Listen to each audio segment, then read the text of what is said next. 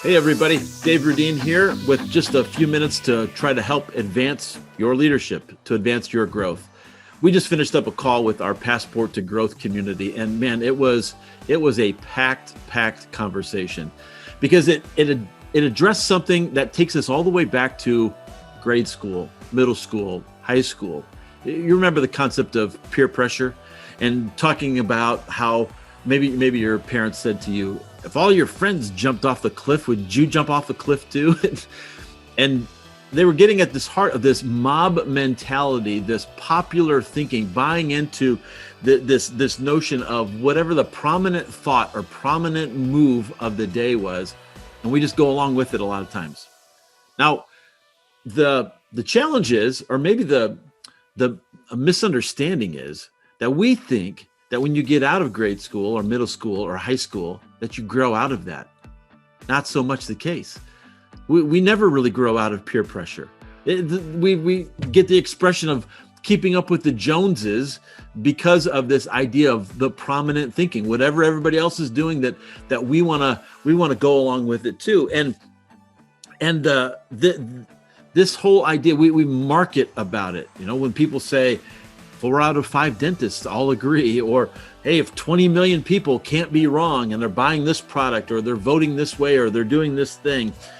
And yet history has shown us a series of times when the majority was not always correct. There's all kinds of examples where just because everybody did it, everybody believed it, everybody said it, doesn't mean that it's right. Doesn't mean that it's always the best thing. And this notion of pushing back on the prominent thinking, pushing back and questioning popular thinking has a positive and a negative connotation to it. You know, sometimes the negative is that when you just go with the flow, a lot of times, you just assume that everything is going to go correctly, or maybe you just accept whatever comes your way and you just kind of go along with the flow. And that there's a negative side to it. But the other part that people don't want to be associated with sometimes is they don't want to be a contrarian. They don't want to be somebody that's so combative where they're always pushing back. And you know people like that you say it's one way and they say it's the other way. You say it's up, they say it's down. You say it's red, they say it's black. And it just, you can't win with those people.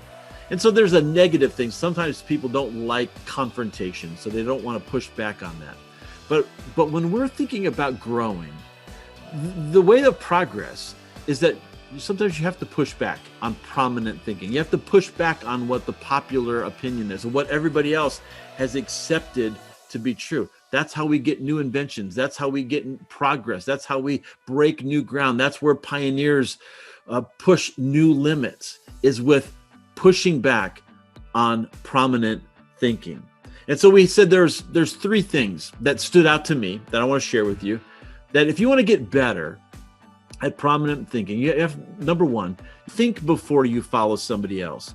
Why am I going with the flow? Why am I going to go down this path? What is this really the right idea, or is this just low-hanging fruit and it's just easier to kind of go with the flow?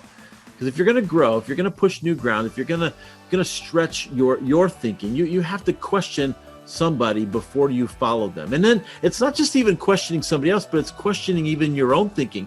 Why am I going with this? Why am I believing this way? Is it just what I've always been taught? Is it just what I've always been ingrained in with me, that it's just the way I've always done it that way? You know, they say the 7 last words of a dying organization are, we've never done it that way before. So sometimes people don't want to question their own thinking even.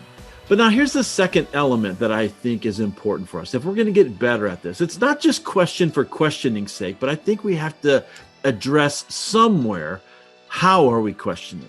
And I would just say it this way. I wrote it down this way, that we should question kindly.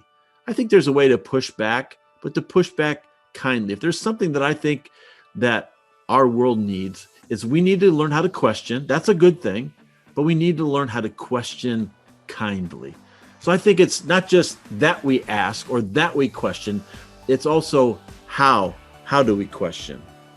Now here's the third thing that I would say to you, is learn how to appreciate thinking of other people. If we're going to get better at pushing back and get better at our own thinking, is we have to learn to appreciate that that there are other points of view that can inform us, that can grow us, that can stretch us.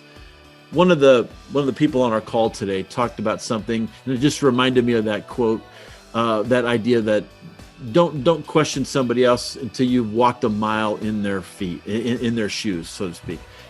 Learn to put yourself and get out of your bubble. That's the way she said it. Get out of your bubble. I thought that's so great. And we do that when we maybe travel to other countries and travel and learn to be around other people groups that are different than us. Boy, I think that's so important. Learn to put ourselves in their shoe, start to help to understand the way they think, the way they see the world. That can only help us to grow. I'm not saying go with that flow all the time, but learn to see things and appreciate other people and the way they think.